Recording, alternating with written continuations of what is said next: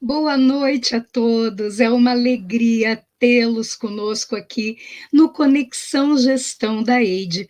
Eu sou Érica Lotes e o tema do nosso encontro de hoje é um tema muito instigante: inteligência emocional na vida pessoal e nos negócios. Nunca se falou tanto da importância da inteligência emocional para que as pessoas possam atingir resultados. Mas o que especificamente é inteligência emocional? O que exatamente essa inteligência ela faz tanta diferença para que a gente possa realmente atingir os nossos resultados? E exatamente para falar sobre esse tema, nós teremos hoje aqui no programa uma especialista de experiência internacional, uma pessoa que vive esse tema na vida e na carreira. É a Brenda Giuriolo. A Brenda, ela é empreendedora, ela é uma realizadora, ela é apaixonada pelo conhecimento e pelo comportamento humano. Vocês vão ver como o olho dela brilha ao falar desse tema. Ela tem uma larga experiência na área de recursos humanos e no desenvolvimento de pessoas. Ela é fundadora da BG Desenvolvimento Comportamental, onde ela atua como gerente, como coach, como trainer nas áreas de inteligência emocional, de resiliência, gestão da performance, no Brasil, em Portugal e Angola. O mundo é muito pequenininho para essa nossa convidada. Ela é especialista em inteligência emocional e saúde mental pelo Instituto CRIAP, em Portugal. Ela é pós-graduada em recursos humanos, ela é bacharel em administração pela Universidade de Caxias do Sul, e ela tem realmente uma experiência acadêmica internacional na Universidade Católica Portuguesa. E ela também tem certificação pela Sociedade Brasileira de Coaching em Executive Business Personal and Professional Coaching. Ela é analista comportamental, certificada nas tecnologias PDA International e PCI e DNC, no Reino Unido. Muito bem. Brenda, seja muito bem-vinda aqui no Conexão Gestão. Menina, que alegria ter você aqui, essa presença doce, essa presença leve, para trazer para a gente um tema que é tão importante, que faz tanta diferença, sem o qual não adianta ter PhD em seja lá o que for, não é? O que acontece? A estrutura da inteligência emocional é fundamental para a gente trabalhar, né, resultados, sistematizar aprendizados, sobretudo nesses tempos tão tranquilos, né, Brenda, que nós estamos vivendo. Brenda, seja muito Tempos ricos de bem-vinda. aprendizado. Muito Seja obrigada, muito bem-vinda. muito obrigada pelo convite, pela oportunidade. Boa noite a todos que estão nos ouvindo. Espero que esse encontro seja rico, seja produtivo e muito construtivo do aspecto não só pessoal, mas também profissional. Olha só, Brenda, aquecendo aqui, nós já estamos com a Marta, com a Dolores, com a Letícia. Boa noite a todos vocês e Boa muito mais noite. aqui, né, que não colocaram ali o nosso boa noite. E eu reforço, olha, a Graziella, e eu reforço a vocês que se você se sentir chamado a fazer uma pergunta aqui para a Brenda, você é muito bem-vindo, pode pôr aí na tela que eu faço essa mediação. Brenda, vamos lá, feitas as apresentações, eu quero saber de você, Brenda, o que exatamente é inteligência emocional e por que ela é tão importante para a consolidação de uma vida pessoal edificante e também para o sucesso na carreira, para o êxito na carreira. Bom, a inteligência emocional é um conceito que vem da psicologia, é estudado desde a década de 80, e a linha pela qual eu me especializei e os primeiros pesquisadores, né, desse tema foram Mayer e Salovey. Então, eles defendem que a inteligência emocional é uma habilidade que pode ser desenvolvida, que pode ser treinada, e o conceito técnico, e o qual eu também quero convidá-los também a refletir sobre isso é: a inteligência emocional é a nossa capacidade de identificar as emoções, então entender o que nós estamos sentindo e também olhar, saber olhar, ter visão sistêmica para o outro. utilizar as emoções a nosso favor. Então, as emoções comunicam informações o tempo todo, então, quando a gente utiliza isso, a nossa vida fica mais clara, o nosso conhecimento se torna mais profundo. Compreender as emoções, porque elas passam essa mensagem, então, existe toda uma cadeia de pensamentos, de comportamentos, né, de várias reações, inclusive neurofisiológicas, que acontecem no nosso corpo. E depois de regular as emoções, ou seja, digerir de fato o nosso comportamento. Então, quando a gente fala sobre inteligência emocional, é um tema muito vasto, bebe da fonte da neurociência, da psicologia, da educação, já tem muitas pessoas trabalhando com essa expertise, né, aplicado à educação. E também existem grandes nomes, né, que pesquisam e que falam sobre isso. Acredito que o mais conhecido por todos é o do Daniel Goleman. Você conhece ele, Érica? Ele fala bastante, sim, sobre inteligência emocional, né, inteligência emocional aplicada à liderança, aos negócios. Então, é uma competência que vem sendo falada bastante nos últimos 5 anos. Inclusive, no Fórum Econômico Mundial de 2015, ela estava eleita praticamente em 12º lugar, se não estava enganada, e depois ela foi classificada entre as top 10 skills, ou seja, as habilidades que em 2020 seriam requisitadas para o contexto em que a gente está vivendo, e de fato, né, a gente conseguiu verificar que quem tem inteligência emocional conseguiu se sair melhor nesse processo de pandemia, nas relações pessoais, nas relações familiares, que nem tudo é só QI de intelecto, né? É necessário também saber olhar para si. Brenda, quando você traz na sua fala, né, que é importante identificar, reconhecer, compreender, é possível, é correto afirmar, então, que não tem emoção ruim, que cada uma ela tem um propósito? Com certeza. As emoções são classificadas, Érica, entre emoções primárias, que são aquelas que garantem a nossa sobrevivência e o nosso bem-estar, e existem as emoções secundárias, ou complexas ou sociais, que são aquelas misturas emocionais que somente os seres humanos sentem, né? As primárias significa que a gente também consegue reconhecer nos chimpanzés, por exemplo. Darwin, não, né? A gente... Exato, Darwin. Darwin, os primeiros estudos com Darwin. 1842. E é muito interessante porque quando a gente fala, não é bom sentir raiva, não é legal sentir tristeza, tem muitas pessoas, e a gente trabalha muito com essa temática em treinamentos, em palestras, no Brasil e no mundo, né? E muita gente ou super utiliza as emoções, ou assim, suprime, né? Então, não quero me conectar com isso não é bom, isso não é útil.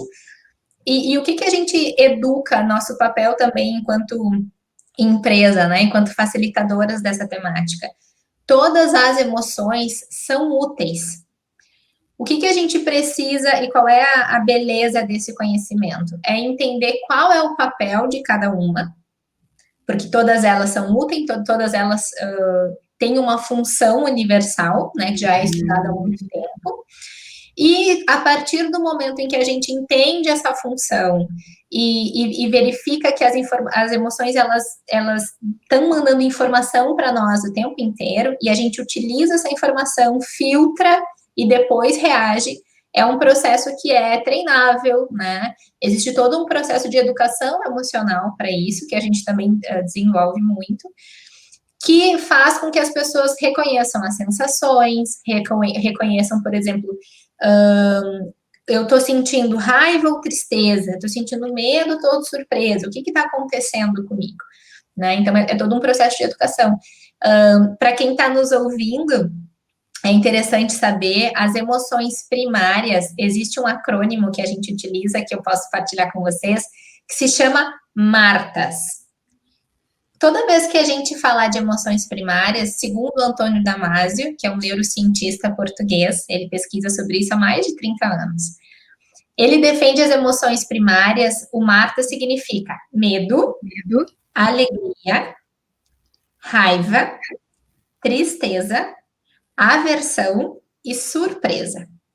Não existe um consenso entre autores sobre quais são as emoções primárias. O Paul Ekman, por exemplo, acrescenta o desprezo e ele difere, né, aversão e desprezo, mas o básico, e para quem está nos ouvindo, a reconhecer isso já vai com certeza ajudar muito no processo de autoconhecimento e de evolução. Toda vez que a gente souber lidar melhor com esse conjunto de emoções primárias, medo, alegria, raiva, tristeza, aversão e surpresa, a gente consegue tomar decisões melhores, a gente consegue se relacionar melhor, tem uma série de benefícios que eu posso ficar aqui, ó, falando horas para vocês. Muito interessante. E olha só, mas muito interessante mesmo, né? Porque parece que falando desse tema, nossa, abre o peito assim, né? Dá uma leveza, dá uma alegria de trazer isso. Você falou sobre a questão da função de cada uma dessas emoções.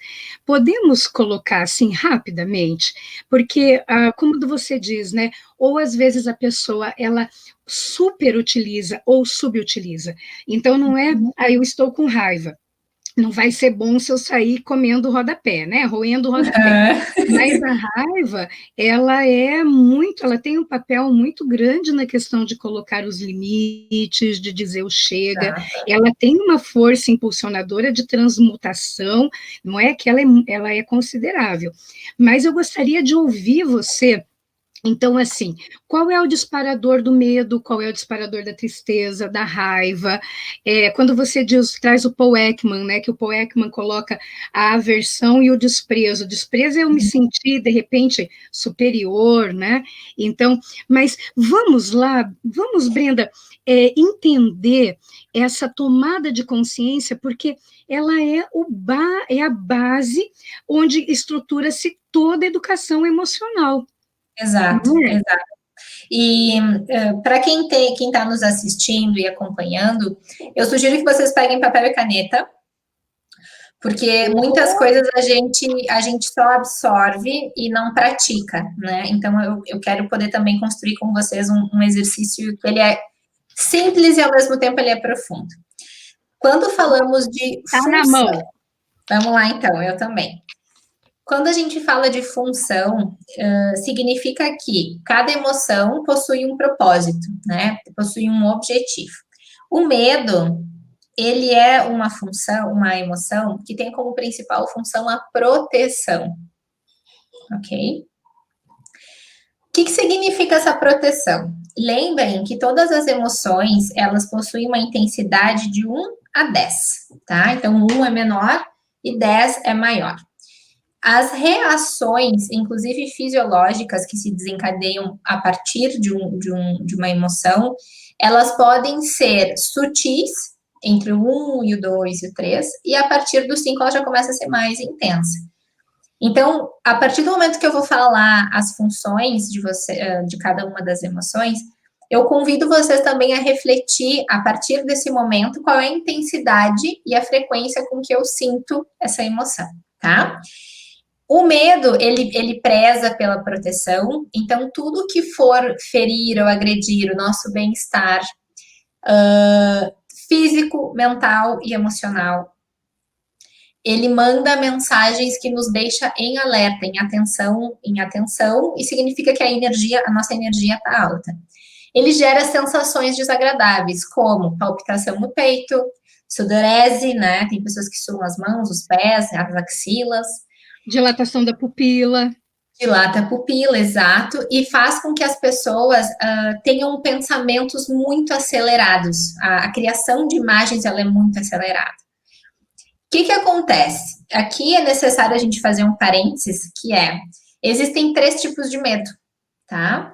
Existe o medo real, então é aquele medo em que, por exemplo, o coronavírus, ele é um medo real, ele é uma doença que está sendo estudada, que causa mortes, que tem uma série de sintomas, então ele é algo real que realmente nos assusta, tá ali, né, deixando todo mundo tenso, então tem uma série de procedimentos que a gente deve seguir para que a gente evite a contaminação. Então, ok, é um medo real. Existe o medo instintivo, que são aquelas reações, por exemplo, de um assalto, de uma situação que tu não está esperada, de um ataque de alguma pessoa. às vezes, por exemplo, de um acidente, é uma reação que a gente reage em milésimos de segundo, então a gente busca, né, soluções que a gente nem sequer pensa sobre isso, tá? Porque daí é o nosso cérebro emocional, o nosso sistema límbico dando a resposta para garantir a nossa sobrevivência, o nosso bem-estar. E o terceiro medo, quem aqui que está nos ouvindo imagina que é? Então, eu tenho medo real, o medo instintivo, e eu tenho um terceiro medo. Qual é o terceiro medo que nos acompanha? O Alguém quer escrever? imaginário, né? Não é não? O imaginário, Érica. E esse é o que consome mais a nossa energia física e mental mesmo, tá? E a gente tem que ter muita atenção, principalmente para a gente não aumentar problemas, não se vitimizar, não reclamar, porque o medo traz isso, né? Então, a partir do momento em que eu me sinto inseguro, eu começo a projetar muita coisa. E aqui a gente poderia fazer um encontro só sobre medo, né? Porque envolve questões de crenças limitantes, envolve traumas, memórias emocionais, uma série de coisas. O que eu sugiro para que o medo se torne útil? Que é isso que interessa, né? É vocês se perguntarem o que eu preciso buscar para me sentir mais seguro. Se eu estou sentindo o meu corpo mais tenso, né? Estou projetando coisas que talvez nem sequer aconteçam, estou sofrendo enfim, antecedência, preocupação. O que eu preciso buscar para que isso realmente se torne ou um medo factível, né? Então, ok, é um medo real, isso existe, eu preciso me preparar, ou parar de sofrer. Decidir trazer isso para a consciência, trazer isso para a luz, ter clareza, para que a gente simplesmente diminua essa vozinha interna que nos acompanha, porque isso gera muito sofrimento. O medo, quando ele está numa escala assim, de insegurança, de incerteza muito grande, a gente não se relaciona bem, a gente diminui a nossa concentração, a gente não trabalha bem, a gente não vive bem, né? Então, a gente precisa também prestar atenção nesse tipo de situação. A Odália está falando que às vezes ela tem medo imaginário. Não é só você, Odália, todos nós temos. Por isso que é importante a gente escrever. Se eu tô com medo, escreva. Do que tu tem medo? Eu tenho medo de perder meu trabalho. Tenho Isso medo é real? Exato. Exato. Agora, é impressionante isso, Brenda, porque eu vejo como que isso como fundamenta até mesmo o desenvolvimento de uma competência. Eu tenho medo de repente, de assumir essa oportunidade que eles estão me dizendo, mas espera lá, o que é importante que eu me desenvolva, né? O que é importante que eu faça, que conhecimento é importante que eu busque, que alianças. Então, já começa na tua fala já trazendo isso. Só no lidar com o medo, nós já alicerçamos o desenvolvimento de uma série de competências. Primeiro, passando pela peneira, ele é real, ele é imaginário, né? Então, qual é a evidência que eu tenho para isso ser real? Então, já que é real, a minha evidência, eu não sei Excel, então é real. Então, o que é importante fazer? Buscar o Excel. Buscar um curso, não é? Então, como que a inteligência emocional, ela alicerça a busca pelo desenvolvimento de novas habilidades e de novas competências. Isso que você só falou do medo. Sim, e Érica, pegando um gancho do que tu trouxeste, que é muito relevante, muitas vezes o medo ele tem duas principais reações automáticas, tá? A luta ou a fuga. Então, ou eu avanço aquilo, ou eu lido com aquilo. Então, eu não sei Excel, vou fazer um curso, vou buscar. Então, eu enfrento aquilo, né? Ou eu desapareço. Eu sumo, eu acredito que eu não sou capaz, eu não quero aprender, aquilo não é para mim, aquela posição não faz sentido, aquela promoção não, né? Tem pessoas mais competentes que eu. Só que, às vezes, as pessoas não se dão conta que o fato de se conectar com a verdadeira essência delas e entenderem, tá tudo bem não saber. A gente está aqui para aprender, a gente está aqui para evoluir. Nós não precisamos ter todas as respostas, nós não precisamos ter 100% do mapa de competências da empresa, porque é um processo de evolução. Né? Então, quando a gente também se conecta, quais foram os outros momentos em que eu precisei aprender uma competência, não consegui? Ok, então quem pode me ajudar? Quem pode ser um apoio, um alicerce para que eu não traga essa memória emocional de que não sou capaz de arrumar alguma coisa, eu não sou capaz de aprender, para que eu não fique me bloqueando, que depois as pessoas se sentem frustradas e não sabem por quê. E até a Odália, né? Até quero dar um abraço, Odália, Inês, Paulo, sejam muito bem-vindos. A Odália, ela diz exatamente isso. O medo tem muito a ver com as nossas vivências de dificuldades que já enfrentamos. Observei isso na minha vida. Agora também tem uma coisa, né, Brenda? Não, eu acho que assim a gente precisa trazer isso para a luz, porque às vezes pode ser que eu tenha tentado aprender Excel há 15 anos atrás, eu tinha outra cabeça, eu tinha outro preparo, eu tinha outro processo, e hoje, né, com tantas competências já desenvolvidas e tudo, isso pode ser diferente. E outra, né, o que me levou? Quando você enfrenta isso, você olha para um resultado que pode te surpreender muito positivamente, não é? Por isso que eu gosto muito daquela frase, tá com medo? Vai com medo mesmo, vai com medo mesmo, né? É claro que não estou dizendo aqui de inconsequência, De se arriscar, sim, perfeito. mas de planejamento, de segurança. Ô, produção, se eu empurrar um pouquinho, se eu não olhar muito para o tempo aqui, tudo bem? Assim, fingir que não estou percebendo o que está passando? Posso dar uma de. Eu vou fingir, tá bom? Viu, Brenda? Vou fingir. Olha só, Tá bom. o Bruno ele está dizendo o seguinte: Bruno, muito boa noite, Rogério, boa noite, Nilza. Importantíssimo analisar as nossas reações e trabalhar para um desenvolvimento constante das nossas competências. Então, Brenda, falamos do medo. Vamos lá. E aí? Vamos E a trazer a alegria é a outra. próxima. Vamos trazer a alegria. Brilho de viver, né? Gente, das 6 emoções primárias que nós temos, a alegria ela é a única responsável por gerar sensações agradáveis no nosso corpo. Então, quando a gente fala sobre, inclusive a Erika me perguntou isso, né? Existem emoções positivas ou negativas?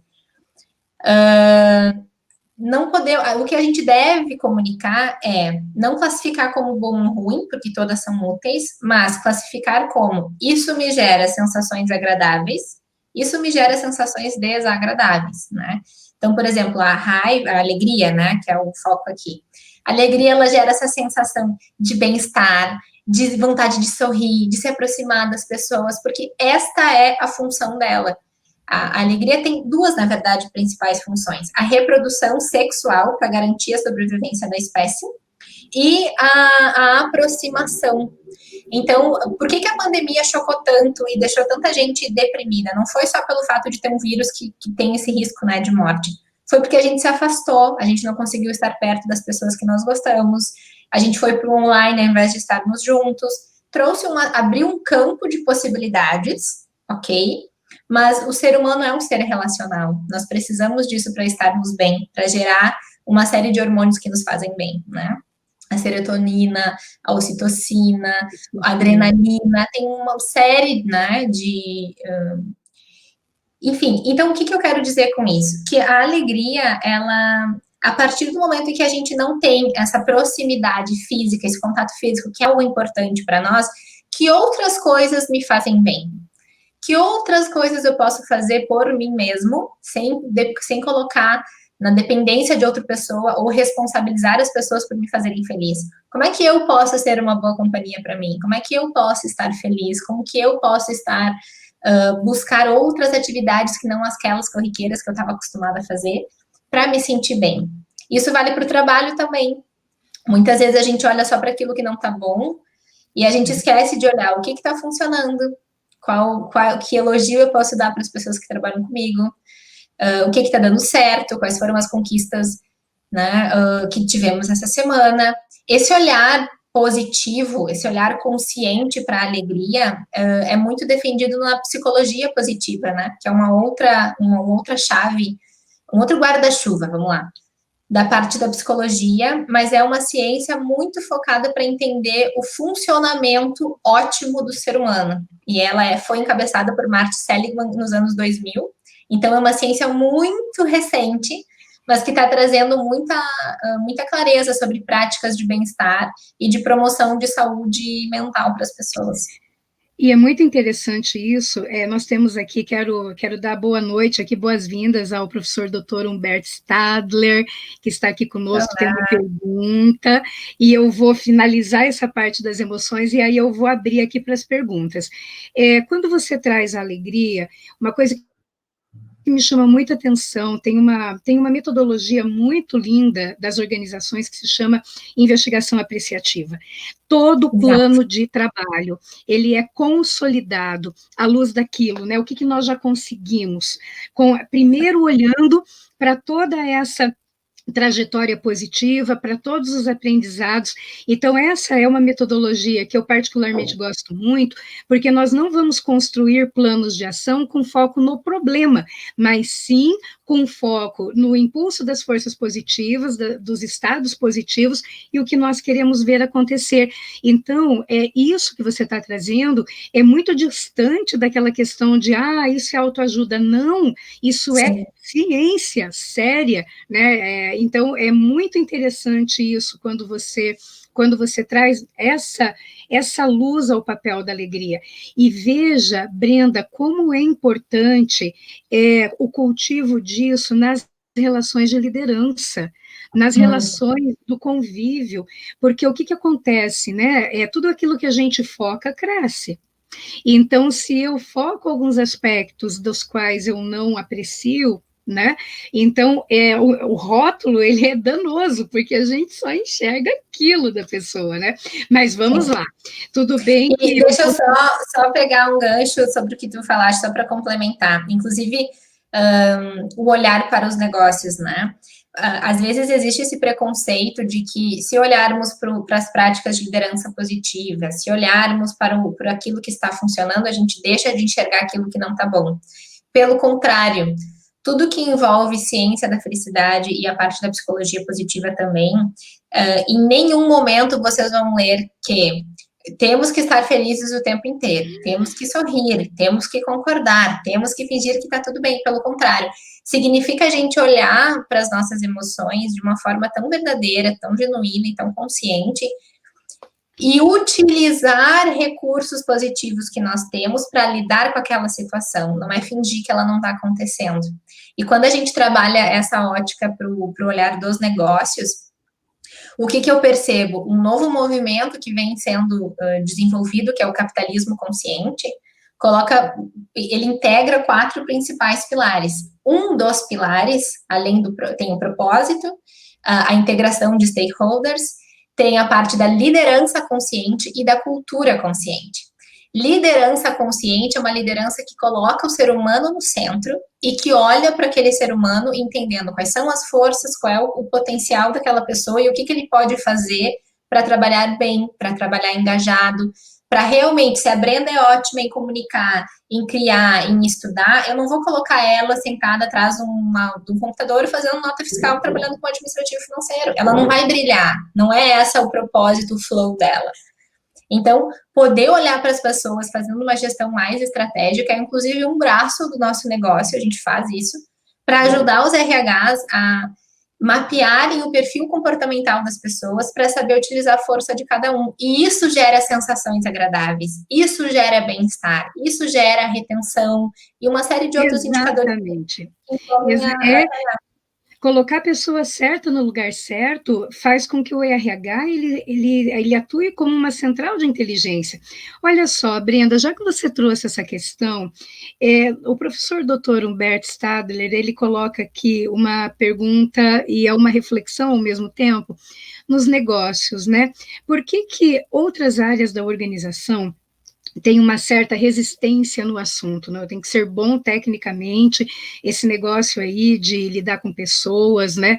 O RH se adonou da inteligência emocional ou, olha aí a provocação, falta uma melhor integração, uma vez que todas as pessoas, todos nós lidamos com pessoas, e isso é uma coisa que eu vejo muitas vezes acontecer.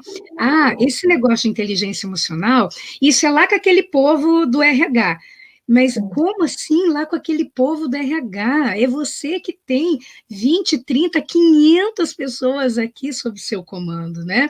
Então, Exato. qual é a sua visão sobre isso? É uma reflexão bem interessante. Obrigada, professor. O que, que eu entendo? O RH sim se adonou porque alguém precisa trazer à frente sobre isso. Normalmente é o setor de RH que traz muito essa questão dos conhecimentos, da parte da competência, do olhar para as pessoas.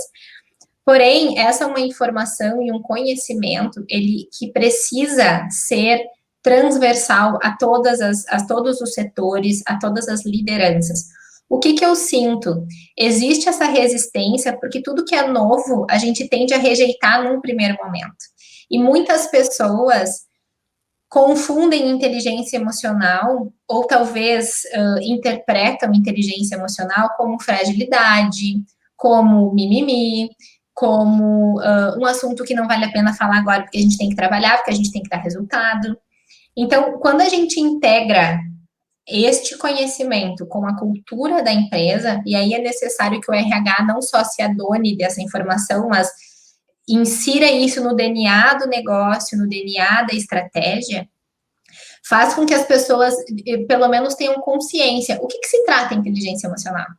Por que, que isso pode ser útil? Por que, que olhar para as minhas emoções vai me fazer trabalhar melhor, vai saber daqui um pouco vencer alguns medos, vencer processos que não estão funcionando bem e que talvez se eu perguntar para minha equipe, olha, o que, que não está dando certo? Vamos ter um papo franco. Existe uma questão que eu acredito que responde essa parte também da resistência, que é a vulnerabilidade.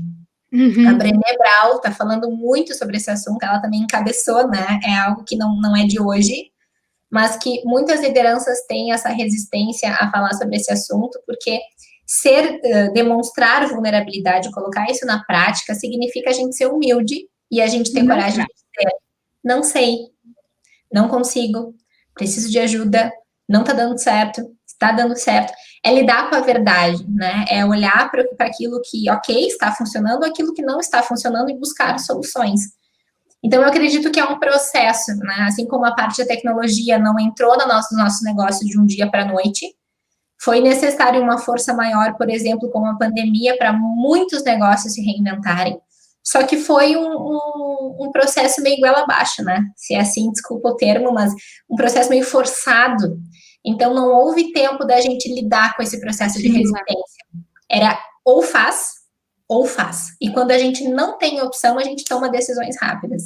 Né? Principalmente decisões pelo medo, porque quando eu percebo que eu não tenho caminho, eu avanço para não perder meu negócio. Então, eu acredito que esse é um tema que precisa ser sensibilizado dentro das empresas. A gente precisa educar as pessoas, assim como educação financeira, que é uma pauta que todos É. nós devemos ter. Inteligência emocional é a mesma coisa. É porque muitas vezes nós colocamos nas empresas assim uma armadura, né? Que nós temos que dar conta de tudo, nós temos que saber tudo, nós temos que ser fortes, nós temos. E aí, imagina o que, que vão pensar se eu disser que eu estou precisando de ajuda, né? Odália, aguenta um pouquinho aí, que nós já vamos entrar nessa sua colocação. A Odália, ela está dizendo, inclusive, olha, eu estou lendo o livro dela, Mais Forte do que Nunca. Nós vamos entrar aqui no seu pedido, tá, Odália? Olha só, Brenda, vamos lá. Então, falamos do medo, falamos da alegria, e agora vamos falar da raiva, que muita gente diz assim, meu Deus, mas eu não sou um bom ser humano, eu estou sentindo raiva, eu não podia sentir raiva, porque eu não sou uma boa pessoa.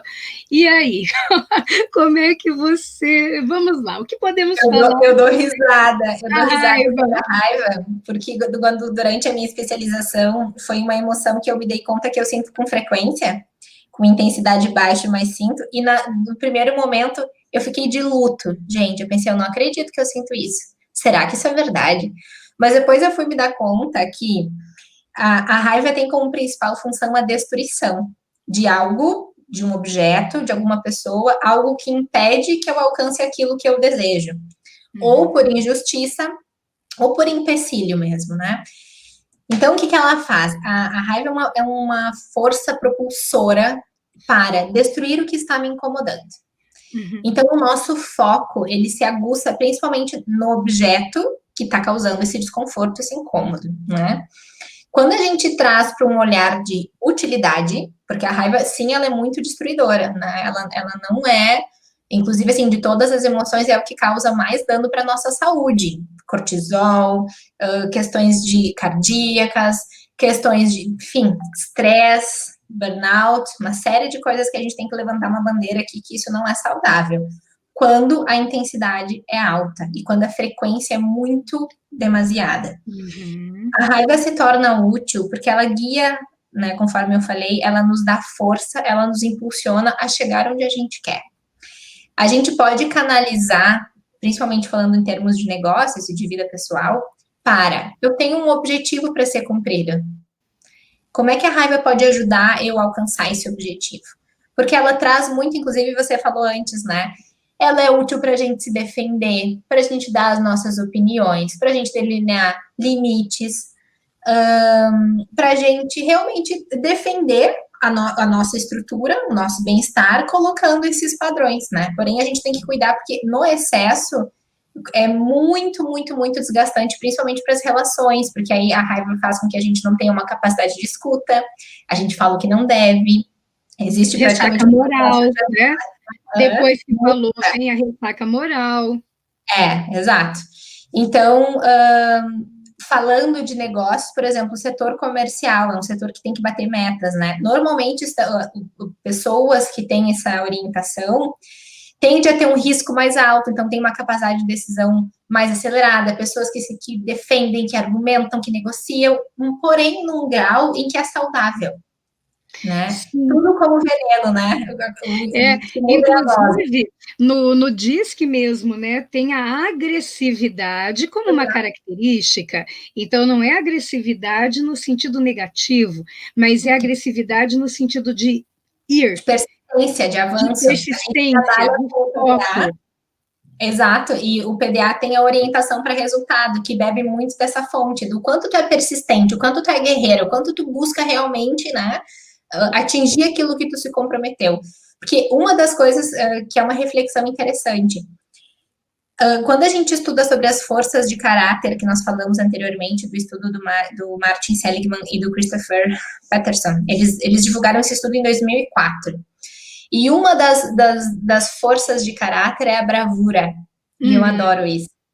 Porque tá no pilar, né, da coragem. Então, a evolução, a conquista, todos os sonhos que foram realizados foi porque houve esse sentimento de eu não estou satisfeito com o que está acontecendo. Eu quero mais, eu quero melhor. Porque a raiva tem isso, ela não nos acomoda. Isso que é bonito. Isso é que é bonito. E a coragem não é que eu não tenha medo, eu não sou destemido, eu tenho medo, mas eu vou apesar deste medo, né? É muito bonito, não é? E aí, bom, falamos da raiva, então vamos lá. A tristeza. A tristeza que, né, que tem aquela coisa, eu tô triste, e aí muito se confunde com depressão, e fala um pouquinho da tristeza. Qual é a função, o que é triste, qual é a função da tristeza, e o que a tristeza ela pode nos ensinar? Sim, a tristeza, ela tem como função a reaproximação, então envolve muito essa questão da reflexão, da introspecção, do perdão. E ela é uma emoção que, de novo, gente, numa intensidade baixa, né? Ela é extremamente útil para a gente poder fazer reflexões mais profundas, para a gente desenvolver uma capacidade analítica focada no problema, naquilo que não está dando certo. De vez em quando isso é importante também. E ela traz muito esse mood para estudar, para mergulhar naquilo que é mais profundo, naquilo que é mais técnico. Quando, por exemplo, tá? Trazendo para a realidade corporativa, o perfil das pessoas da área da contabilidade, o perfil das pessoas das áreas mais técnicas, não vamos só, né, julgar, porque não é esse o papel, é só para fazer uma ponte com a questão de comportamento. Pessoas que trabalham com atividades mais técnicas, que exigem calma, que exigem concentração, que exigem análise por um longo período de tempo, eles têm esse perfil mais quieto, mais focado, né, mais tranquilos, introspectivos, exato. Então, são pessoas que, Brenda, tu tá dizendo que eles são tristes? Não, mas que eles normalmente, talvez sintam isso com mais frequência, mas tá tudo bem, tá saudável, tá tudo certo. São pessoas que talvez são mais reflexivas, têm um olhar um pouquinho mais crítico sobre algumas situações, né? Mas todas elas são úteis. A gente precisa dessas pessoas na nossa equipe, a gente precisa dessas pessoas na nossa gestão, né? É saudável, é importante. A gente só precisa cuidar que, numa intensidade alta, a tristeza, ela murcha as pessoas, ela leva as pessoas à inércia, há muita dificuldade de tomada de decisão. As pessoas acabam tendo uma desconexão muito forte com elas mesmas, com o propósito, com aquilo que elas fazem. Então, elas estão sempre em dúvida, elas não estão legais ali dentro, né? Tem alguma coisa, elas precisam buscar uma solução, mas elas não têm força, elas não têm capacidade de fazer sozinho. Por isso que é muito importante que a gente sempre observe as pessoas ao nosso redor, né? Quem está demonstrando comportamentos com mais frequência, né? Que está havendo ali uma mudança mais radical de comportamento, vamos observar. Não sou médica, não posso também me aprofundar tanto nesse assunto, não sou psicóloga, mas eu sempre recomendo, olha, está havendo uma mudança, busca um médico, busca alguém que tenha competência técnica, né, para poder te ajudar, para poder te orientar, porque não é errado a gente pedir ajuda, tá tudo bem. E até tem que ver qual é a origem dessa tristeza. Essa tristeza, ela pode estar vindo de um sentimento de perda, ela pode estar vindo de um evento isolado, ou ela pode estar aparecendo frequentemente sem que tenha algum disparador objetivo, né? Então, olhar com muito carinho para isso mesmo. Brenda, vamos lá então. Falamos do medo, falamos da alegria, falamos da raiva, falamos da tristeza, vamos falar do quê? Da surpresa agora? Da aversão. Tanto a aversão quanto o desprezo, elas têm como principal função o afastamento, a rejeição. O Paul Ekman, ele não concorda com o Antônio Damasio, por quê? Porque ele identificou nas pesquisas deles que a aversão, ela possui essa expressão universal, ó. A gente faz essa cara de... aqui, ó, né? Exatamente. Essa contração, inclusive. Então, significa... A unidade, né, o AU, aqui é diferente do AU da aversão, o movimento muscular. Exato. Então, ele tem essa questão, né, do afastamento, principalmente por objetos, por alimentos, por animais e etc. O desprezo, por sua vez, ele tem essa expressão facial do sorriso assimétrico. Então, ele não mexe tanto na questão desse músculo, né, que contrai nosso nariz e nossas bochechas, mas ele mexe a boca. Ele faz aquele sorriso. É uma coisa meio assimétrica, assim. Exato. Que gera sensações bem desagradáveis para quem está do outro lado, né? Então, assim, processos de recrutamento e seleção. Quando uma pessoa vai apresentar uma ideia, quando a gente precisa lidar com pessoas de outras áreas que a gente talvez não tenha tanto conhecimento, antes da gente sair fazendo careta, né? Ai, não gostei. Porque uma emoção, ela dura de 0 a 4 segundos. Porém, uma microexpressão pode durar até milésimos de segundo. Então, eu tenho sinais que acontecem muito rápido, que se a gente não estiver atento, a gente perde esse canal de comunicação e de observação. Tanto para quem está fazendo conosco, quanto nós para outras pessoas. Então, é necessário que a gente tenha essa consciência, né, das nossas caras e bocas, porque isso influencia bastante. Muito, e também, junto com essa consciência, lembrando da importância sempre de tirar a linha de base, né? Porque às vezes a pessoa, pela própria estrutura muscular, ela tem um lado que é um pouquinho diferente do outro, e daí a pessoa diz, nossa, mas é o tempo todo com desprezo. Então, isenção do julgamento, estudo, análise é o melhor negócio mesmo. Muito bacana. E a própria aversão, né? Ela é fundamental para a manutenção da sobrevivência, nos afasta de comidas que você não quer, e até mesmo perceba que nós utilizamos isso totalmente de forma inconsciente, até muitas vezes para pessoas, para trabalho, tem que entregar relatório, tem que entregar relatório. Começa o ombro, né? O ombro é um sinal de aversão. É muito feio, porque a gente não percebe depois eu vejo, recebi um e-mail. O já resolve. Turtle Effect, exatamente. Ah, Exatamente. Turtle Effect, eu vou para dentro do casco. Aliás, Brenda, esse é um outro tema que a gente poderia trazer aqui, né? A linguagem corporal, as expressões Ai, adoro faciais, esse né? Adora, eu também adoro. Nossa, não é? Opa! Então, olha só, é que aqui não dá para ver, né? Mas aqui é tudo Paul Ekman e tudo maravilhoso. barato, assim. Muito bem, vamos lá, vamos lá, vamos lá. Última Nossa, emoção é a surpresa. E a surpresa, ela é uma emoção que tem como... O objetivo dela é a orientação. Dura muito rápido, né? Talvez muito mais do que todas as outras. Por quê? Porque ela é a única emoção dessas 6 que a gente está conversando que ela é ambígua. Ela pode gerar sensações agradáveis, se a surpresa for positiva, ou gerar sensações desagradáveis. Imagina que alguém bate na porta. Pode ser um marido com um bolo de chocolate feliz da vida, ou alguém pedindo ajuda porque aconteceu alguma coisa ruim. Então, a gente sempre fica naquela coisa de vim para o momento, né? Trouxe a minha atenção para onde eu tô. Como é que eu vou reagir a partir de agora? Então, as pessoas que são muito distraídas, ou que têm assim, aquele multitasking, né? Que acontece, que fazem muitas coisas ao mesmo tempo, quando elas se dão conta do que está acontecendo, elas fazem, cadê? Cadê minha chave? Cadê minha carteira? Cadê as minhas coisas? Cadê? Recebi o e-mail. Aquelas pessoas parecem que elas estão levando susto o tempo inteiro, né? E isso gera um desconforto para quem está ao redor, porque é aquele pensamento automático. Calma, presta atenção, relaxa, né?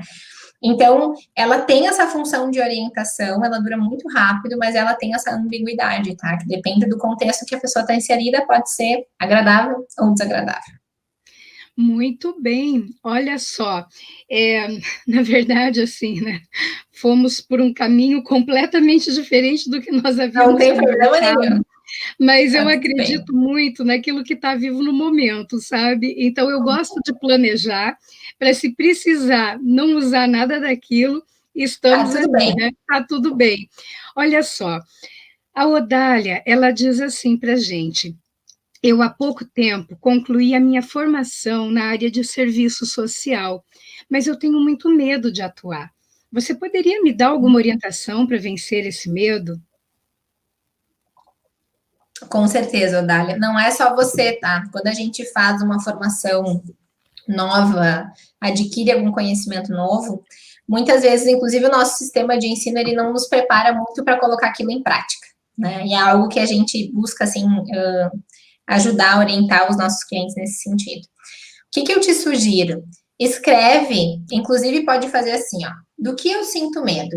E aí tu faz 3 colunas. Quais são os medos reais? Quais são os medos instintivos? Talvez aqui não tenha tanto, ou talvez tenha, porque o serviço social, dependendo da área de atuação, pode entrar em contato com situações de vulnerabilidade, com agressividade, que daí sim é necessário, né? Sim, o instintivo talvez faça sentido. E o imaginário. Então, por exemplo, primeiro busca, inclusive, fazer ferramentas de autoconhecimento para se conectar. Por que eu fiz essa formação? Qual é o meu propósito, entendendo, né? Buscando esse conhecimento. Com o que eu posso contribuir com o mundo, com a sociedade, com as pessoas, ao colocar essa profissão tão linda em prática, né? E aí depois começar a se dar conta que, se o medo é uma emoção que traz essa necessidade de proteção, de preparação, o que está faltando? Então, o que recursos eu posso buscar para me fortalecer, para me sentir mais segura, mais autoconfiante? Tu pode buscar profissionais que já atuam na área para conversar. Tu pode buscar um coaching de carreira para entender qual área faz sentido, né? Você se especializar ou buscar uma recolocação nessa área. Quais áreas você não tem interesse em atuar, porque te geram sensações desagradáveis dentro, né, desse guarda-chuva que é serviço social. Porque uma das coisas que eu acredito, que eu trabalhei muito com coaching de carreira no início do nosso negócio, lá em 2014. E o que eu sentia? Muitas vezes as pessoas ficavam indecisas num processo de transição de carreira, porque olhavam para todas as possibilidades que estavam na mesa, ficavam até confusas. E aí vem esse sentimento de insegurança, né? Do, meu Deus, mas para onde eu vou? Não estou preparada, não é isso que eu quero. Será que eu vou conseguir um trabalho, uma entrevista? Não vou. tudo se resume, Odália e todos que nos escutam, né, a autoconhecimento. Quando a gente busca entender a si próprio, fica muito mais fácil de saber pedir, de buscar aquilo que a gente deseja fazer, por mais que seja novo. A primeira vez é sempre assustadora, mas ela também pode ser a mais divertida, né? E aí depois a gente vai buscando ferramentas. Existe só um parênteses, tá, Érica? Existe uma ferramenta que se chama Ikigai. Eu até posso escrever aqui no chat e depois a Érica coloca para vocês, aqui nos comentários. É uma ferramenta que ajuda as pessoas a desenharem o seu propósito, a entenderem qual é a contribuição delas na carreira, naquilo que se faz, ou no próprio negócio, se já trabalha com isso, né? Então, busca entender um pouquinho isso. Na internet tem muita gente boa com vídeos te ajudando a entender como é que tu pode colocar essa ferramenta na prática. Não é tanto uma ferramenta de gestão emocional, mas acredito que é um suporte técnico que tu precisa para alinhar as tuas competências, para olhar aquilo que tu tem de valor para entregar para essa carreira. Daí a gente diminui a sensação e a intensidade do medo. Nossa, muito obrigada. E assim, a palavra, né, preparação. Acolher esse medo com a mensagem. O que é importante, que eu me prepare, não é? É que é muito, muito bonito isso que você disse, Brenda. Muito obrigada. O Paulo Henrique, ele diz assim: pelo que eu percebo hoje, poucos líderes e gestores se apropriam das percepções e conceitos de inteligência emocional. Precede essa análise ou é um fato antigo? Sabe, Paulo, que eu percebo que a minha resposta é depende. Porque tem muita gente boa buscando informação, buscando entender mais essa parte das soft skills, ou human skills, enfim, o que quiser chamar, né? Que é essa questão mais comportamental, para fazer uma liderança mais humana, para fazer uma liderança mais assertiva, e saber lidar melhor com as relações do trabalho, porque, querendo ou não, nossa vida são pessoas. Existe uma citação do Simon Sinek, que eu adoro ele, que ele diz: 100% dos nossos clientes são pessoas. 100% dos nossos fornecedores são pessoas. Se você não entende de pessoas, você não entende de negócios. E eu acho isso incrível, porque e a inteligência emocional é um conhecimento, conforme eu já falei, que nos ajuda a tomar decisões, que nos ajudam a lidar com problemas. Tanto que Meyer e Salovey, em 2007, eles colocaram num artigo que eu achei o máximo. Por inteligência emocional, entende-se que é um conjunto de habilidades, okay, que são utilizadas para gestão de comportamento e resolução de problemas. Ponto. É isso. Usar as emoções a nosso favor é saber gerir os nossos comportamentos e resolver os problemas que tem para acontecer. Não é sorrindo, não é minimizando, não é chorando, é olhando para eles como eles são. E eu acredito que essa maturidade emocional, muita gente não está preparada para lidar com isso, porque não faz parte da sua educação, do seu jeito de ser, do seu DNA. Não é normal falar como se sente, não é normal elogiar, ou não é normal daqui um pouco se abrir com as pessoas do trabalho, buscar ajuda com as pessoas do trabalho. E aí é uma questão muito particular, né? A gente não está aqui para julgar, para dizer se isso é certo, se isso é errado. Eu acho que é uma questão da gente começar a sensibilizar as pessoas, a continuar. Coloca um livro, comprem alguns livros, façam ali uma biblioteca da empresa, né? Girem esses livros no setor. Tem algumas práticas, por exemplo, de fazer desenvolvimento de lideranças focadas em inteligência emocional, que é o que nós fazemos, né? Para ensinar os gestores a olharem para si, terem competência para olharem para si, para lidarem com os seus comportamentos, para depois ajudar a olhar para a equipe, a olhar para pares, né, a fazer a cadeia realmente produtiva girar como um ciclo natural, não só uma cadeia de cima para baixo, né? Porque a gente tem muito a aprender com os nossos colaboradores, com as nossas equipes, com os subordinados, enfim. Então, eu acho que isso é algo que depende muito. Tem empresas que ainda são, enfim, eu brinco que existem dinossauros, né, na forma de ser, de pensar e de trabalhar, mas são negócios ou são pessoas que não vão ter uma carreira de longo prazo se não buscarem desenvolvimento, se não estiverem abertos para melhorar, porque o mercado já não vai mais tolerar grosseria, agressividade, assédio moral, uma série de Isso coisas sai negativas. caro. Isso sai Muito, muito caro. muito caro. Muito caro. Muito Processo caro. trabalhista e olhe lá, né? Absenteísmo, rotatividade, todos os indicadores que os RH se descabelam para resolver todos os meses. Exatamente. Olha só, a Odália, ela, trazendo isso assim, quando você traz esse apanhado do qual é a função da inteligência emocional, ela traz uma pergunta interessante. A raiva pode estar escondida em algum questionamento que aflora em situações de conflito? Com certeza. Conflito, ele é saudável, ele é importante.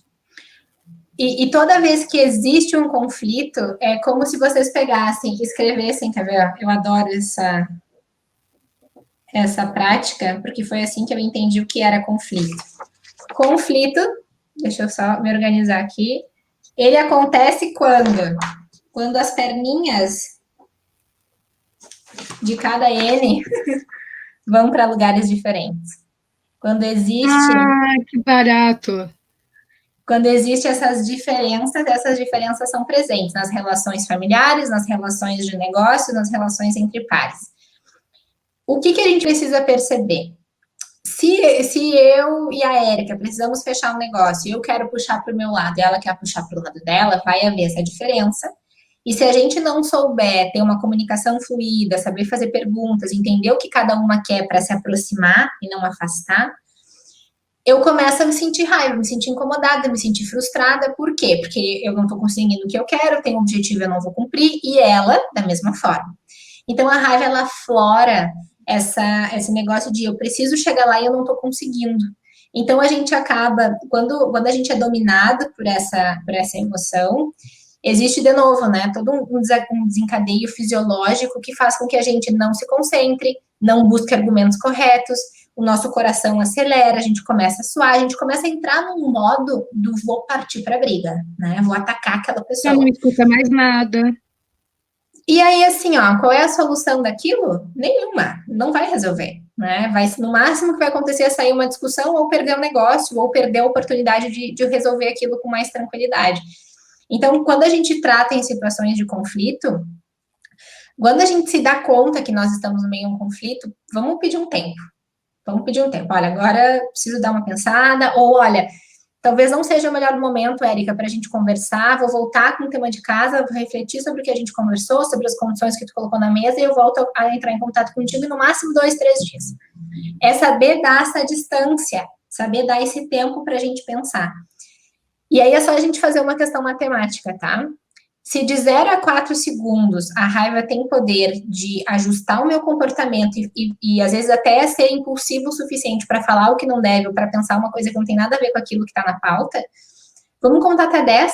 A gente vai sentir a raiva, mas ela vai passar. E aí eu volto, ok? Então qual é o meu foco com a Érica? Qual é o meu papel aqui? Por isso que a gente precisa se dar conta em situações de conflito de qual é o problema que eu não estou conseguindo resolver. Vamos conversar sobre esse problema, vamos abrir o jogo, né? Vamos entender realmente como é que pode ser bom para ambas as partes. Porque senão vai continuar havendo diferença, vai continuar havendo esse distanciamento, e aí a solução que é bom, nada, né? Fica cada vez mais distante. É um processo contrário. E esse processo de maturidade dos profissionais nas organizações faz com que um terceiro caminho se desenhe, que nessas situações de conflito, talvez até muito melhor do que o primeiro ou o segundo. Exato. Então, o conflito ele também é uma força geradora para algo que pode vir a ser diferente, muito mais impulsionador, né? É a E visão muito mais construtivo, né? construtivo, funcional do conflito. Olha só, a Odália, ela pergunta, tem alguma recomendação de algum livro sobre as utilidades das emoções? Tem vários, Odália. Eu gosto, muitos do que eu não comprei aqui no Brasil, então eu não sei te responder isso de cara. Mas tem, por exemplo, o livro de gestão das emoções do Augusto Cury é interessante. O livro da Manuela Queiroz, Aprender a Ser Feliz, é interessante.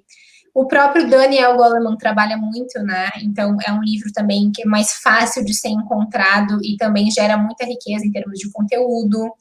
E O muito próprio conteúdo do, bom na internet o próprio do Paul Ekman, A Linguagem das Emoções, né? Que também. ele trata, também é um livro muito interessante para entender a função das emoções. Então, tem muita coisa aí. Olha só, deu aqui uma hora, mas eu vou fingir até que não deu, tá? E eu queria muito te perguntar o seguinte: me diz uma coisa. Aqui você já trouxe diversas ferramentas e tudo mais, mas eu gostaria de trabalhar duas situações assim. No momento em que nós estamos vivendo hoje, de incerteza e tudo mais, como poderia utilizar isso para trabalhar a inteligência emocional? Então, assim, que ferramentas, né? Que exercícios ou estratégias são recomendadas para a gente poder treinar na prática essa competência, além de todas essas que você já trouxe, né? Quando você foi trabalhando a emoção. Seria a cerejinha do bolo aqui do nosso encontro. Sim, a gente finaliza com essa técnica. Gente, o que que eu acredito, tá? Antes de falar de uma ferramenta específica, eu sugiro que vocês sempre escrevam o que vocês estão sentindo. De novo, né? Isso aqui custa bem pouquinho, todo mundo tem acesso e é um remédio e uma ferramenta poderosa, sabe por quê?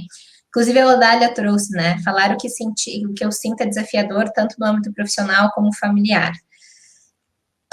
Muitas vezes as pessoas entendem, então eu vou falar o que eu tô sentindo, e fala sem filtro, né? Só joga no outro aquilo que tá sentindo ali dentro. Existe um processo que é o filtrar aquilo que eu estou sentindo, entender o que eu estou sentindo, para depois buscar essa solução, para depois buscar essas conversas mais maduras, né? Então, busquem escrever, assim, qual é o problema, o que eu estou sentindo, da onde está vindo, que quando a gente identifica a causa, ok? A gente começa a se dar conta que às vezes a gente implica com pessoas erradas, que a gente responsabiliza as pessoas por infelicidades ou problemas mal resolvidos nossos. Então, o ato da escrita, já existe diversas pesquisas que comprovam, né, os benefícios, a clareza, mas principalmente a autoconsciência emocional. Fora que escrever o que a gente sente é uma habilidade e é um treino da expressão emocional, que ajuda, inclusive, na terceira habilidade do modelo de Myers Salovey, que é o compreender as nossas emoções, para depois regular. E muita gente fala que, eu quero controlar as minhas emoções, eu quero me controlar. Essa palavra é uma palavra limitante. Se serve o nosso encontro de hoje, saiam com um chicletinho na cabeça. As emoções, elas não controlam, elas são automáticas, involuntárias, reações químicas do nosso corpo. Ponto. O que nós fazemos com essas informações está no nosso comando, sim. Porém, a gente tem que gerir o nosso comportamento, gerir os nossos pensamentos, gerir as nossas ideias, não somente reagir, ok? Quem reage é o nosso instinto. Não precisamos viver no modo instintivo. Nossa humanidade evoluiu, vamos fazer jus esse neocórtex que mora aqui dentro, né, e que faz com que a gente tenha tomada de decisão, tomada de consciência, uma série de outras coisas. Ferramenta, vamos lá. Vamos tentar compartilhar a tela, Érica? Vamos, Beto. Eu estou aqui, eu acho que eu consigo, pera lá. Enquanto você está trabalhando isso daí, eu queria puxar uma fala aqui da Odália também, que ela diz assim, né? Falar o que sente é desafiador no âmbito profissional e familiar e paga um preço muito alto para isso, mas eu estou no caminho certo. E existe todo o processo da comunicação não violenta. Porque falar a nossa verdade, de repente, não significa necessariamente agredir o outro, não é? Então, tem uma técnica belíssima. Vamos lá, então, Brenda. Técnica da pirâmide invertida do autocontrole. O autocontrole tem praticamente assim, praticamente uma autoconsciência emocional, tá? A palavra controle, ela entra mais no sentido de nós sabermos gerir os nossos comportamentos. Então, para que ela serve? Quem é que está na direção, né? E não controle no sentido da limitação. Isso, perfeito, obrigada, exatamente. Então, essa é uma ferramenta que vocês podem utilizar no enfrentamento de situações difíceis ou problemáticas. E eu gosto muito dela porque ela tem o objetivo de potencializar o protagonismo e o foco na solução. Então, não tem sofrência, não tem mimimi, não tem superestimar ou subestimar nada que a gente sente. Ela realmente é útil para isso. Essa é uma ferramenta desenvolvida pela Elisa Zingano, é uma grande parceira nossa, está dentro do menu da felicidade, que é uma ferramenta que ela utiliza e que eu trago aqui para a prática.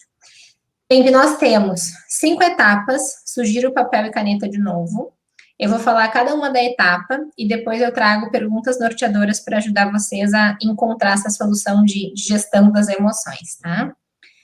Primeiro, eu sempre preciso colocar um PIN, né? Entender qual é a situação que eu gostaria e que eu quero resolver nesse momento da minha vida. Então, é um conflito com meu colega, é um conflito com meu marido, é um medo de mudar de área, é enfrentar o empreendedorismo nesse momento do mundo. O que está acontecendo? Qual é a situação? Depois, eu preciso perceber quais são as emoções negativas ou que geram sensações agradáveis, né? Que estão dentro dessa situação. Depois eu começo a pensar, ok, então quais são as minhas reações frente a esta situação, frente às emoções negativas que eu estou sentindo.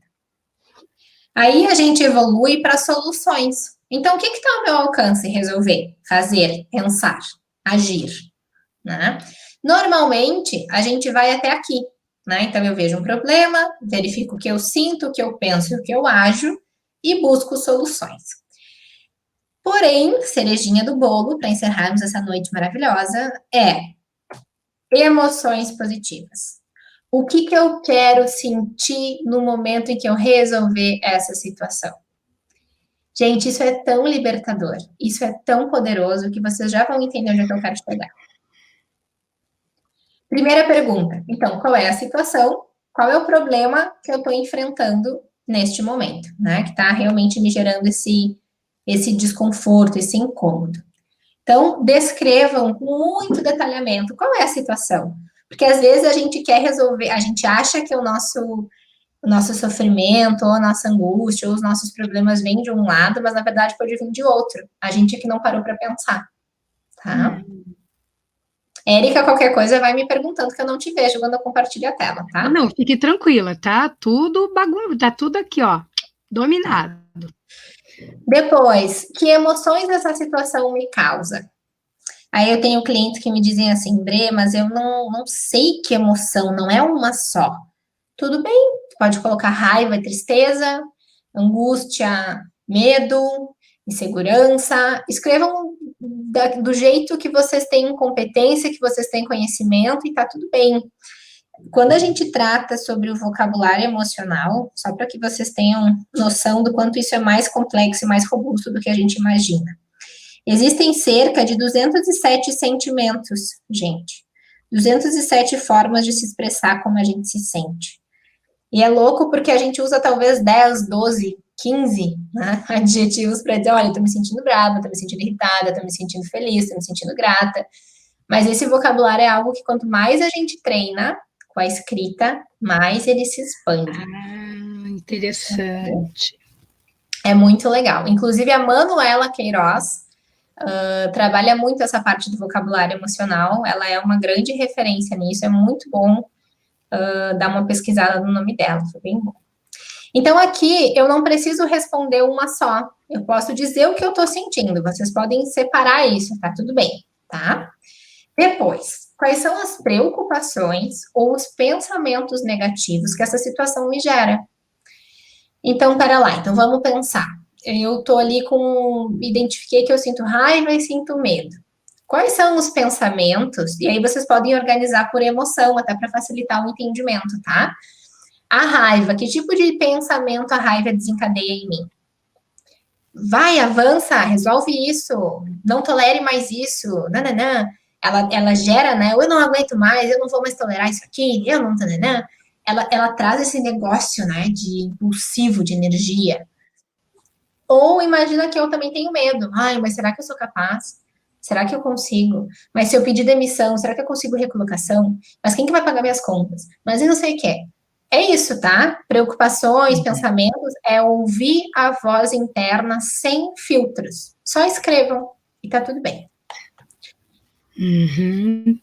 Depois, quais são as ações que estão ao meu alcance para eu lidar com essa situação?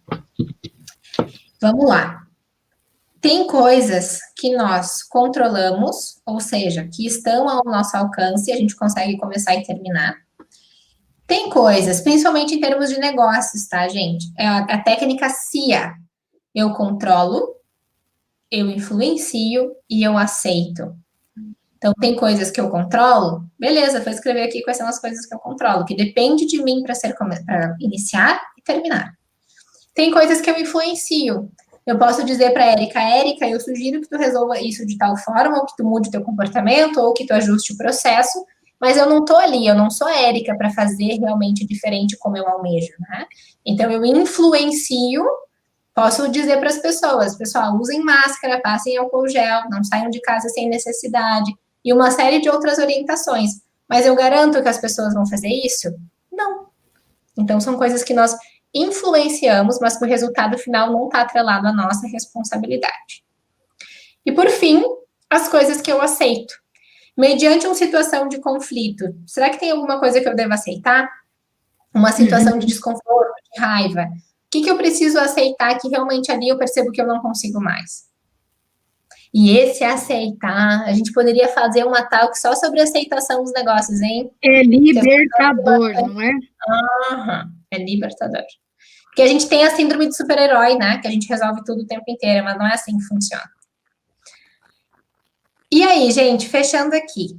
Etapa 5, emoções positivas. Que emoções você vislumbra sentir quando essa situação estiver solucionada? Então, eu quero resolver um conflito com a Érica sobre o nosso negócio. Ai, mas eu tô cansada, brigo com a Érica, não tá legal. Mas o que eu quero sentir? Eu quero sentir tranquilidade, quero sentir paz, eu quero sentir alívio, eu quero sentir coisas positivas que vocês podem desejar aqui, né? Eu quero sentir coragem, eu quero me sentir fortalecida. Um monte de emoções positivas podem ser citadas aqui, tá? Por que essa é a cereja do bolo? Porque muitas vezes, quando a gente faz essa listinha do ponto 4, de quais são as ações que estão ao nosso alcance, a gente, mas eu não tenho força para fazer isso. E daí morre aqui, né? A solução não acontece. E aí, quando eu te pergunto, mas, Érica, o que tu tá disposta a sentir quando tu resolver essa situação? Nossa, muda porque você tem uma força geradora para aquilo. E dá Exatamente. muito mais clareza até no plano de ação. Então, se eu quero sentir isso, que é importante que eu comece a fazer agora. Exato. É a conexão com os estados positivos, né? Exatamente com o que tu falou antes, Érica. Essa é uma técnica que vai ao encontro da prática, inclusive, que tu disseste que utiliza. Porque eu posso ir até o ponto em, isso precisa ser solucionado. Ok, mas o que eu almejo sentir? Porque tem problemas, tem situações que a gente acha tão difícil, tão robusto aquele negócio, que parece que a gente não vai ter força. Mas quando tu se dá conta, não, eu quero me empoderar, eu quero me sentir feliz, eu quero me sentir orgulhosa, eu quero me sentir aliviada. Gente, isso é poderosíssimo. Espero que seja útil e que vocês utilizem bastante. E sabe, tem um livro chamado Ame a Realidade, que faz muito sentido, porque conhece esse livro? Ame a Realidade? Ele faz muito sentido nisso que você está falando, é muito bacana. Posso te passar aqui, deixa eu ver, está aqui. Vou procurar na internet também o autor, Ame a Realidade. O Ame a Realidade é da Byron Katie. Então, são 4 perguntas que ela faz que é genial. Como apoia esse processo aí teu? Muito bacana se ver, né? Como a gente, como é gostoso tratar disso. Brenda, eu entendo que hoje isso aqui nem foi uma live, isso aqui foi um encontro, foi um carinho na alma. Foi assim que eu realmente senti esse momento que nós estamos aqui. E pelo visto, você não fez carinho só na minha alma, não. Olha, a Odália, ela diz assim: desde já agradeço. Eu estou sendo privilegiada em assistir esta live, pode ter certeza que vai ser útil para a minha vida no meu processo de autoconhecimento. Parabéns. Então, assim, nossa, olha só, eu fingi, né? Fingi aqui que não vi o tempo passar, né? Isso aqui é fingir de morto, tá? Fingi que não vi o tempo passar, mas eu quero te agradecer demais. Foi uma entrega, assim, nossa, maravilhosa. Foi um carinho na alma as suas palavras, porque você foi de uma delicadeza, de uma gentileza, de uma elegância e de um acolhimento que só pode ser um carinho na alma mesmo, Brenda. E desde Obrigada. já, eu já te convido para retornar, né? Quantas vezes você quiser, com o tema que você quiser. Se você quiser falar de linguagem corporal, o que você quiser, porque eu acredito que esse tipo de papo tão aberto, tão franco, com tanta entrega, ela faz muita diferença na vida das pessoas, mas muita diferença. Olha só, a Inês está dizendo gratidão, amei.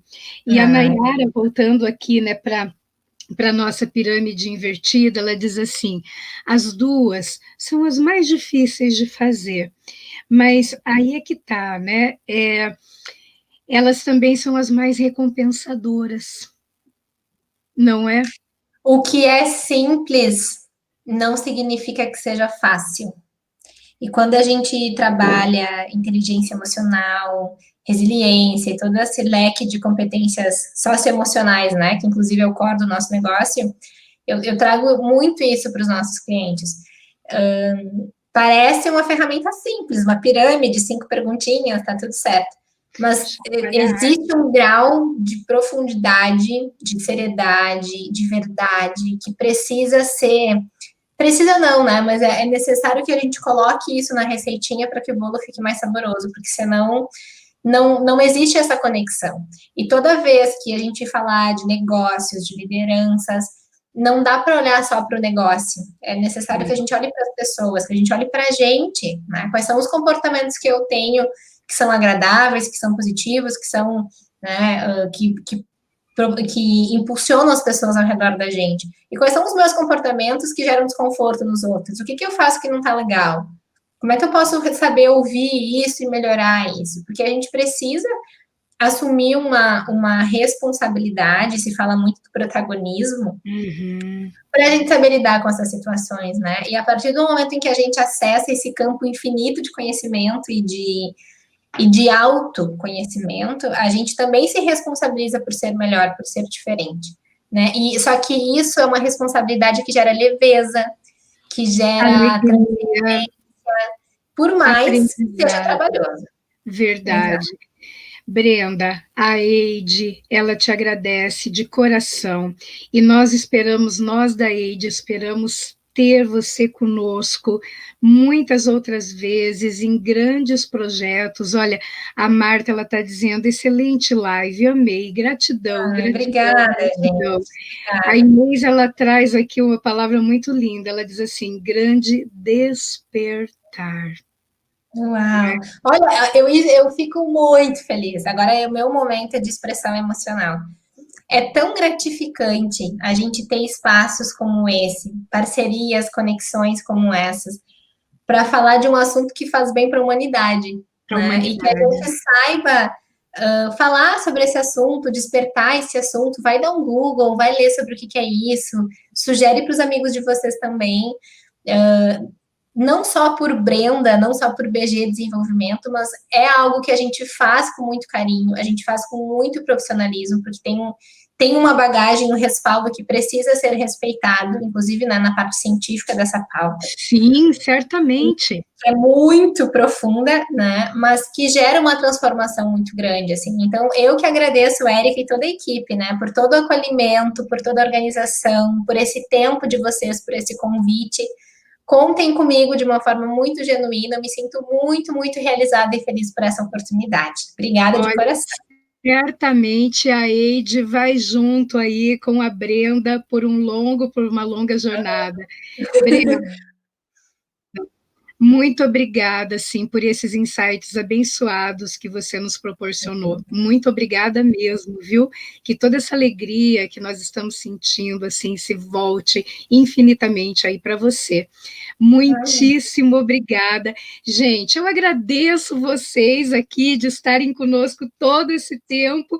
E É olha, verdade. tendo temas que vocês querem que seja tratado aqui, vocês passem para a gente, que nós da IDE teremos a maior alegria de vivenciar com vocês momentos tão mágicos como dessa É live de verdade. hoje.